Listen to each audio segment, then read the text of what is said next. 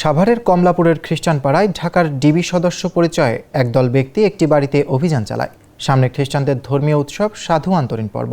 উৎসব উপলক্ষে বাড়িতে রাখা 1 থেকে 1.5 লিটার বাংলা মদ উদ্ধার করেন তারা।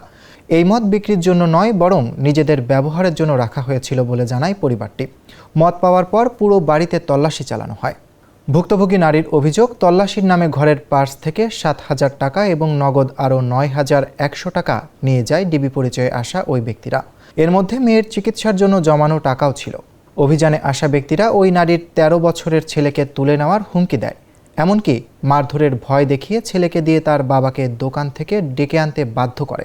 জীবন অবাক না করলে কে করবে? 28% মিল্ক ফ্যাটের অবাক করার সাথে ফ্রেশ মিল্ক পাউডার। জীবন অবাক করুক প্রতিদিন। স্বামী আসার পর তাকে হাতকড়া পরানো হয় এবং ছেড়ে দেওয়ার বিনিময়ে 1 লাখ টাকা দাবি করা হয়। ভুক্তভোগী নারী 20,000 টাকায় রফা করতে চাইলেও তারা মানেননি।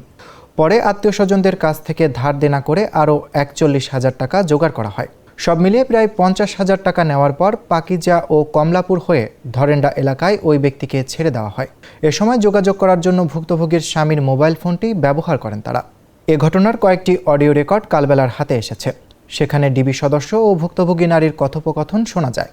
ডিবি সদস্যকে বলতে শোনা যায়, টাকা নিয়ে দ্রুত না এলে তারা অফিসে গিয়ে মদের মামলা দেবেন। এ সময় ওই নারী টাকা কমানোর আকুতি জানান এবং একা যেতে ভয় পাচ্ছেন বলে উল্লেখ করেন। পরে দর কষাকষির এক পর্যায়ে তারা ধরেন্ডা মোড়ে দেখা করার সিদ্ধান্ত নেয়। হ্যালো, হ্যাঁ বলেন।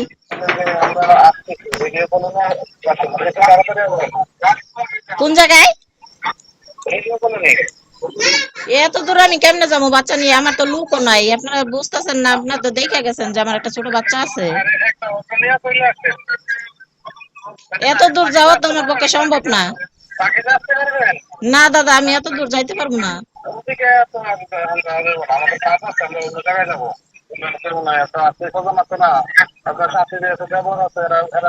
শাশুড়ি তো বুড়া মানুষ, দেখছেনি।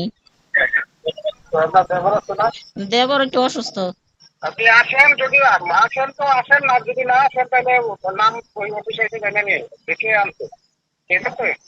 নাম বলার দরকার থাকে, আপনি আসেন, আসে তো নাম শুনতে পারবেন, নাহলে অফিসে আসেন, অফিসে নিয়ে যাই, অফিসে আসেন। আর তাহলে আমার দরকার নাই, আমরা অফিসে দিয়ে গেলাম, ঠিক আছে? মদ দেখে বিক্রি করে মদ পাই তাদের কাছ থেকে মামলা হবে, ওদের অফিসে চলে যাচ্ছে, মামলা হবে তাদের। আগে আপনি আসতে পারবেন কোন জায়গা পর্যন্ত? কোথায় আসতে পারবেন বলেন? কমলাপুর তো সেই তো আপনার বাড়ির কাছে।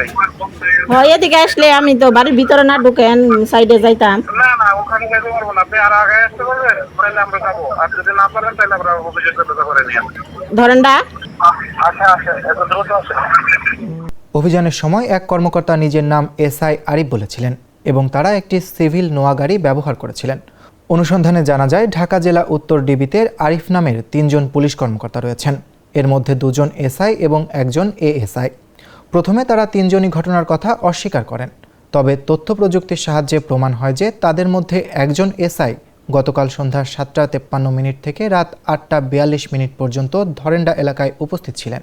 প্রথমে ওই এসআই দাবি করেছিলেন তিনি জাহাঙ্গীরনগর বিশ্ববিদ্যালয়ের একটি ধর্ষণ চেষ্টা মামলার আসামিকে ধরতে কড়া পাহারায় ছিলেন। কিন্তু লোকেশনের প্রমাণ সামনে আনার পর তিনি আর কোনো সদুত্তর দিতে পারেননি। পরবর্তীতে ভুক্তভোগী পরিবারকে ছবি দেখালে তারাও ওই কর্মকর্তাকে নিশ্চিতভাবে শনাক্ত করেন। দৈনিক কালবেলায় সংবাদ প্রকাশের পর ঢাকা উত্তর ডিবির সেই 2 কর্মকর্তাকে তাৎক্ষণিক পুলিশ লাইন্সে সংযুক্ত করা হয়েছে। এছাড়া অভিযোগ তদন্তে একটি কমিটি গঠন করা হয়েছে। সোমবার সন্ধ্যায় ঢাকা জেলা উত্তর গোয়েন্দা পুলিশের ওসি মোহাম্মদ সাইদুল ইসলাম বিষয়টি নিশ্চিত করেন।